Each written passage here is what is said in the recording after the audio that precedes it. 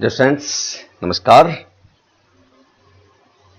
कैसे हैं आप सभी? आई थिंक आप सभी बहुत अच्छे होंगे। डियर फ्रेंड्स, हमने मिश्रित अर्थव्यवस्था, मिक्स्ड इकोनॉमी की एक वीडियो का अध्ययन कर लिया था। अब हम इसमें दूसरी वीडियो के द्वारा जो इसका शेष पार्ट है उसका अध्ययन करेंगे।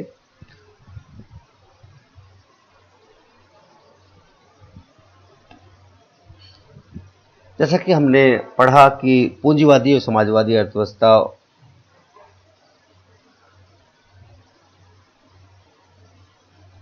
का सम्मिश्रण मिश्रित अर्थव्यवस्था कहलाता है और मिश्रित अर्थव्यवस्था अपनाने की प्रबल प्रवृत्ति को देखते हुए यह प्रश्न स्वाभाविक उठता है कि मिश्रित अर्थव्यवस्था का सहारा क्यों लिया जाए, इसकी आवश्यकता क्या है। हम देखते हैं कि मिश्रित अर्थव्यवस्था पूंजीवाद व समाजवाद के बीच की एक ऐसी संरचना है जिसमें पूंजीवादी एवं समाजवादी तत्वों में एक उपयुक्त समन्वय स्थापित कर दोनों के दोषों को दूर किया जाता है तथा पूंजीवादी तत्वों को नियंत्रित एवं समाजवाद के लक्ष्यों की ओर प्रेरित किया जाता है। या हम कह सकते हैं कि मिश्रित अर्थव्यवस्था एक ऐसी लचीली अर्थव्यवस्था है जिसमें पूंजीवाद तथा समाजवाद दोनों के लाभ व गुण निहित होते हैं। मिश्रित अर्थव्यवस्था को लोकप्रिय बनाने के लिए इसका प्रयोग क्यों किया जाए, इसके लिए हम देख सकते हैं कि इससे आर्थिक विकास में तेजी आती है। मिश्रित अर्थव्यवस्था लोकप्रिय हुई है आर्थिक विकास की तेज गति के कारण, क्योंकि इसमें भारी व आधारभूत उद्योगों जैसे सड़क, बिजली, सिंचाई, सार्वजनिक उपयोगों, सेवाएं, सुरक्षा उद्योगों का विकास से अर्थव्यवस्था का जो आधारभूत ढांचा है, इंफ्रास्ट्रक्चर जो है वो सुदृढ़ हुआ है। इसी प्रकार से हम कह सकते हैं कि आर्थिक विषमताएं कम हुई हैं। प्रगतिशील करारोपण से राजकीय व्यय, राष्ट्रीयकरण, सामाजिक सुरक्षा, कल्याण कार्यों आदि से आर्थिक विषमताएं कम हुई हैं। इसी प्रकार हम कह सकते हैं कि इसमें औद्योगिक शांति व श्रमिकों के हित की सुरक्षा होती है। इसी प्रकार हम देख सकते हैं कि निश्चित अर्थव्यवस्था में एकाधिकार व आर्थिक सत्ता के केंद्रीकरण पर प्रभावपूर्ण रोक लगती है, क्योंकि सार्वजनिक क्षेत्र का प्रभावी हस्तक्षेप होता है। आर्थिक सत्ता केंद्रीकरण द्वारा पूंजीवादी तत्वों पर हस्तक्षेप लगाया जाता है, केंद्रीकरण पर रोक लगाई जाती है। साहस व उपभोग की स्वतंत्रता बनाए रखी जाती है, क्योंकि निजी लाभ व निजी स्वामित्व की भावना बीच में है। निजी उपभोग में स्वतंत्रता से उपभोक्ता की सार्वभौमिकता का आभास भी होता है। लोकतंत्र की रक्षा व नियोजन के लाभ भी मिश्रित अर्थव्यवस्था में पाई जाती हैं, क्योंकि हम जानते हैं कि डेमोक्रेटिक प्लानिंग को बढ़ावा मिलता है। केंद्रीय नियोजन के दोहरे लाभ मिश्रित अर्थव्यवस्था में मिलते हैं। इस प्रकार से मिश्रित अर्थव्यवस्था की लोकप्रियता या आवश्यकता, मिश्रित अर्थव्यवस्था क्यों अपनानी चाहिए, इसका हमें जवाब मिलता है। आगे हम पढ़ेंगे मिश्रित अर्थव्यवस्था के लाभ, मेरिट्स ऑफ मिक्स्ड इकोनॉमी। मिश्रित अर्थव्यवस्था का जो उदय हुआ वो पूंजीवाद व समाजवाद दोनों के दोषों को दूर करने के लिए हुआ। एक ऐसी वैकल्पिक प्रणाली के रूप में हुआ जिसमें पूंजीवाद व समाजवाद के दोनों के दोषों को दूर किया जा सके। यही कह सकते हैं कि इस प्रणाली में दोनों ही जो पूर्व की प्रणाली थी, पूंजीवादी प्रणाली और समाजवादी आर्थिक प्रणाली, दोनों के गुणों का समावेश उपस्थित रहता है। यही कह सकते हैं कि मिश्रित अर्थव्यवस्था के अंतर्गत पूंजीवादी व समाजवादी दोनों ही प्रणालियों के जो लाभ हैं वो दृष्टिगोचर होते हैं। इसमें पूंजीवादी शक्तियों को नियंत्रित करके समाजवादी शक्तियों को देश की आवश्यकता अनुसार प्रोत्साहित किया जाता है। मिश्रित अर्थव्यवस्था एक लचीली अर्थव्यवस्था है, फ्लेक्सिबल इकोनॉमी है, जिसमें पूंजीवाद एवं समाजवाद के गुणों को अर्थव्यवस्था के उचित संचालन में आवश्यकता अनुसार प्रयोग किया जा सकता है। जैसी आवश्यकता हो उसी के अनुसार प्रयोग किया जा सकता है, क्योंकि इसमें हम आर्थिक नियोजन को विशेष महत्व देते हैं। यदि हम लाभ की बात करें तो सबसे पहले आर्थिक विकास की तीव्र गति। आधुनिक समय में मिश्रित अर्थव्यवस्था है उसे आर्थिक विकास की गति के लिए आवश्यक प्रणाली बन गई है। इस प्रणाली में सार्वजनिक व निजी क्षेत्र दोनों परस्पर कार्य करके अर्थव्यवस्था में विकास की दर एवं वृद्धि, आर्थिक विकास, economic and social overhead infrastructure की आवश्यकता होती है, जिसकी पूर्ति निश्चित अर्थव्यवस्था में सार्वजनिक क्षेत्रों द्वारा की जाती है। अर्थव्यवस्था में आर्थिक नियोजन अपनाकर साधनों का अर्थव्यवस्था के विभिन्न क्षेत्रों में ऑप्टिमम एलोकेशन होता है। जो संसाधन हैं वो प्लानिंग के अनुसार लक्ष्य को निर्धारित करके उनका अनुकूलतम आवंटन किया जाता है। संसाधनों अर्थव्यवस्था में संसाधनों का कुशलतम प्रयोग आर्थिक विकास की गति को तीव्र करता है या तीव्र दर को सुनिश्चित करता है। नंबर 2 के रूप में हम देख सकते हैं कि आर्थिक शक्ति के केंद्रीकरण एवं एकाधिकार शक्ति पर रोक। मिश्रित अर्थव्यवस्था में सरकार का निजी एवं सार्वजनिक दोनों ही क्षेत्रों पर पूर्ण नियंत्रण होता है। सरकार अपनी विभिन्न नीतियों के द्वारा निजी क्षेत्र की क्रियाओं को सामाजिक हित के उद्देश्य को ध्यान में रखकर नियंत्रित करती है और समाजवादी शक्तियों को देश की आर्थिक शक्ति की कुछ व्यक्तिगत हाथों में केंद्रीकरण ना हो, इसका भी ध्यान रखती है। अर्थात अर्थव्यवस्था में आर्थिक शक्ति का केंद्रीकरण ना हो, अर्थव्यवस्था में एकाधिकारी प्रवृत्तियां उपस्थित नहीं हो, इस प्रकार सरकार कार्य करती है। यही कह सकते हैं कि मिश्रित अर्थव्यवस्था में सरकार जनहित के लिए आवश्यक क्षेत्रों का राष्ट्रीयकरण, नेशनलाइजेशन करके आर्थिक शक्तियों के केंद्रीकरण को समाप्त कर सकती है। तो मिश्रित अर्थव्यवस्था में ये फायदा होता है, लाभ होता है कि आर्थिक सत्ता का केंद्रीकरण नहीं होता है। जो मोनोपोली ट्रेंड होता है या एकाधिकारी शक्ति पनपने का डर रहता है पूंजीवादी अर्थव्यवस्था की तरह, उस पर रोक लगाई जाती है, चेक लगता है। स्वतंत्रता एवं प्रेरणा की उपस्थिति। मिश्रित अर्थव्यवस्था में व्यक्तिगत लाभ एवं स्वामित्व का अधिकार होने के कारण उत्पादकों के लिए पर्याप्त लाभ प्रेरणाएं उपस्थित रहती है, उत्पादक प्रेरणाएं उपस्थित रहती है। उपभोक्ता की स्वतंत्रता भी समाजवाद की भांति पूर्ण प्रतिबंधित नहीं होती है। उपभोक्ता को अपनी आय को अपनी पसंद के अनुसार व्यय करने की पर्याप्त स्वतंत्रता मिश्रित अर्थव्यवस्था में पाई जाती है। इस प्रकार हम कह सकते हैं कि मिश्रित अर्थव्यवस्था में उत्पादक एवं उपभोक्ता दोनों को ही पर्याप्त स्वतंत्रता व प्रेरणाएं प्राप्त होती हैं।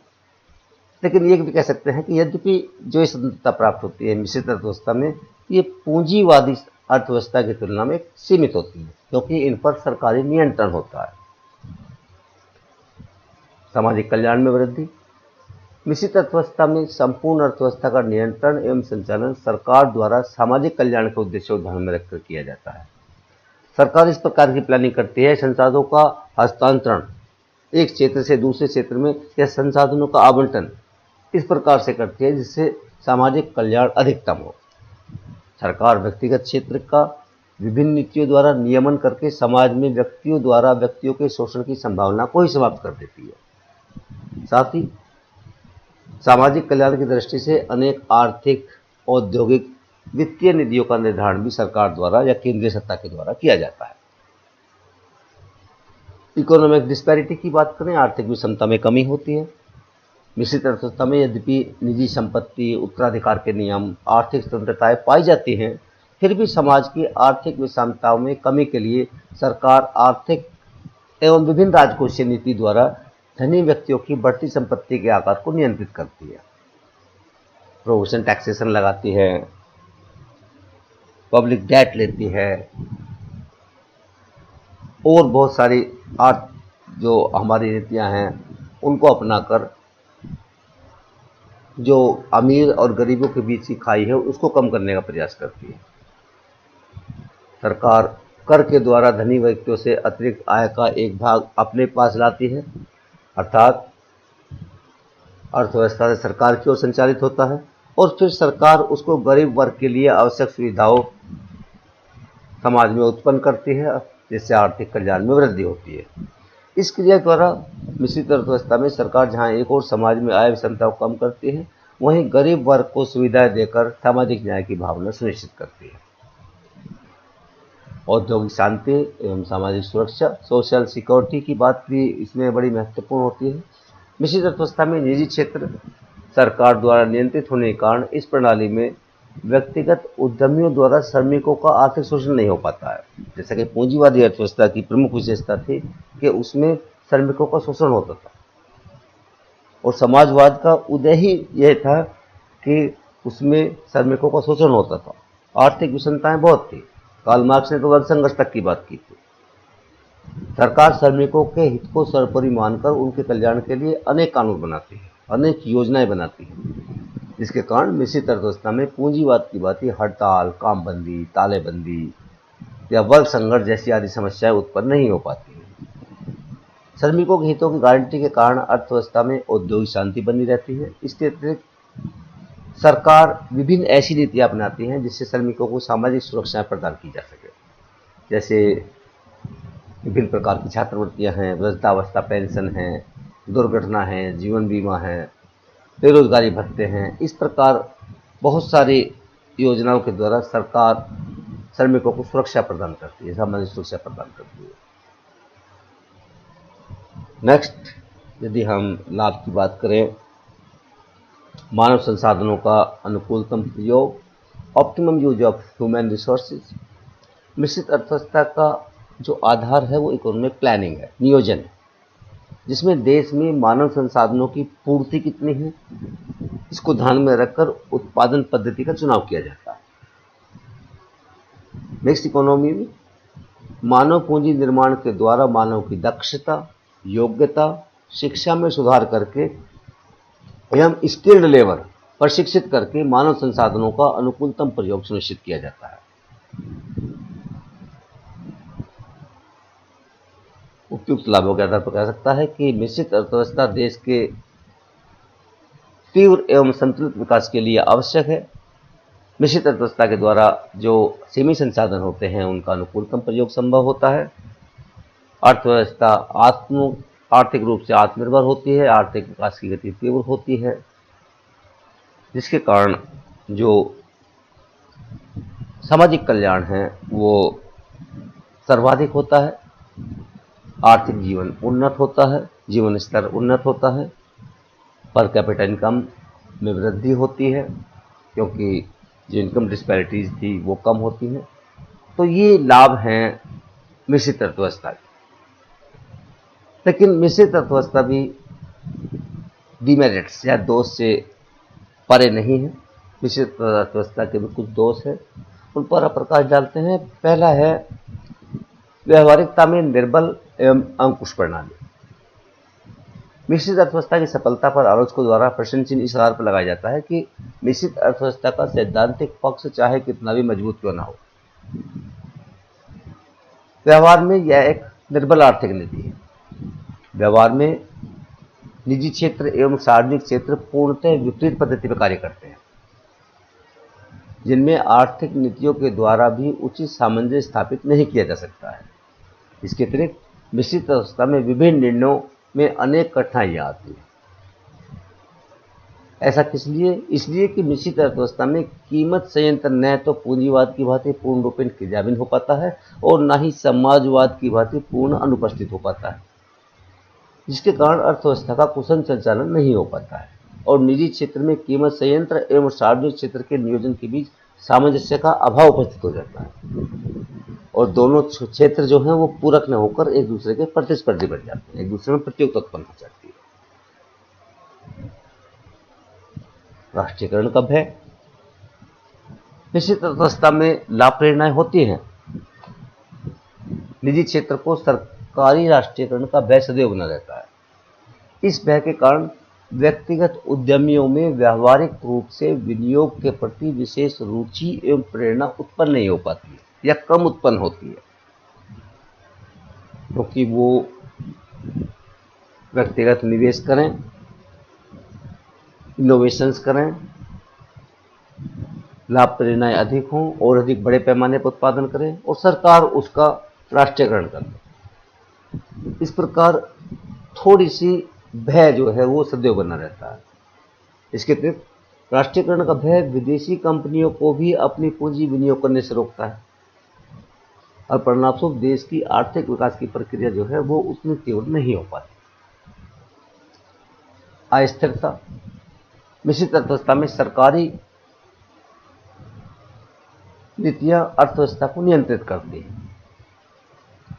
नियोजन पद्धति अपनाई जाती है, विभिन्न नीतियां बनाई जाती हैं, टाइम के अनुसार उद्देश्य या लक्ष्य निर्धारित किए जाते हैं, लेकिन सरकारी नीतियां स्थायी नहीं होती है, उनमें परिवर्तन होता रहता है। सरकार समय समय पर उद्योग नीति द्वारा निजी क्षेत्र सार्वजनिक क्षेत्र का विभाजन परिवर्तित करती रहती है, जिसके कारण अर्थव्यवस्था में अस्थिरता का वातावरण बना रहता है। लाल पीताशाही को बढ़ावा, मिश्रित अर्थव्यवस्था का संचालन सरकार एवं उसके प्रशासन तंत्र द्वारा किया जाता है। प्रशासन तंत्र की लाल पीताशाही व्यक्तियों की स्वतंत्रता एवं प्रेरणा पर प्रतिकूल प्रभाव डालती है। लाल पीताशाही या अफसरशाही से अनेक बार अच्छी योजनाओं का उचित एवं समयबद्ध क्रियान्वयन संभव नहीं हो पाता है और उससे भ्रष्टाचार को भी बढ़ावा मिलता है। डेंजर टू डेमोक्रेसी, लोकतंत्र को खतरा। ये कैसे हो सकता है, इसको भी देखते हैं कि मिश्रित अर्थव्यवस्था में दोनों क्षेत्र में सरकारी नियमन होने के कारण समाजवादी शक्तियों को प्रबल होने का खतरा अर्थव्यवस्था में सदैव बना रहता है। निजी क्षेत्र को नियंत्रणों द्वारा कसकर उसकी समाप्ति एवं समस्त अर्थव्यवस्था पर सरकार के स्वामित्व का संदेह मिश्रित अर्थव्यवस्था में बना रहता है। जैसे कि अभी हमने पूर्व वाले टॉपिक में बात की थी, इस वाले टॉपिक में बात की थी कि लाल पीताशाही का बढ़ावा होता है, अस्थिरता होती है, राष्ट्रीयकरण का भय होता है।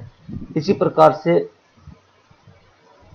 समाजवादी शक्तियों के प्रबल होने का खतरा अर्थव्यवस्था में सदैव बना रहता है और सरकारी क्षेत्र के नियंत्रण के उसकी समाप्ति समस्त अर्थव्यवस्था में सरकार के स्वामित्व का संदेह मिश्रित अर्थव्यवस्था को सदैव बना रहता है।